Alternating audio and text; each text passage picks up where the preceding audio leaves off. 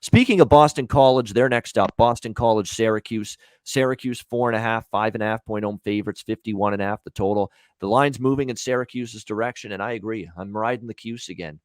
Cashed a ticket with Syracuse plus the points against Virginia Tech last Saturday. They ended up coming back and winning. They found something in this Garrett Schrader kid at quarterback, the Mississippi State transfer. He's getting better and better each week, which is good to see for this Syracuse team. And I thought the poise they showed on the road to come back in that football game against Virginia Tech, I was impressed. They deserved a win, too. They outgained Virginia Tech yards per play and total yards. And that is now 6-0 against the spread for Syracuse in their last 6 games going into this game. And for Boston College, I was willing to give Boston College a chance against Louisville plus the points Saturday. And once that game kept on going and going, I'm like, I'm done trusting Dennis Grosel to be anything close to what Phil Jurkovec was at quarterback. Yeah, they can't score right now. He is absolutely not. Yeah. He is a shell of what Phil Jurkovec is at quarterback, and they miss that guy badly for this Boston College offense. They have no passing attack. He's making bad decisions, inaccurate, wayward throws with Dennis Grosel. And that's the issue right now. The offense has really scuffled and suffered.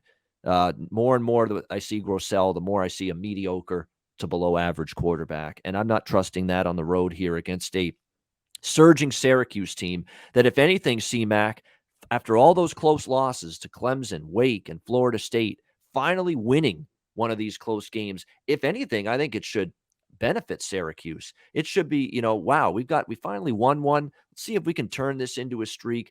It's a reasonable enough number, laying at 5.5, which is the current line. I'm back on the Syracuse bandwagon again. I've been on them a bunch. I think I was on them in a lot of the 6-game ATS streak. I was on them in pretty much all of them. I took them against Florida State. I took them against Wake. I took them against Clemson.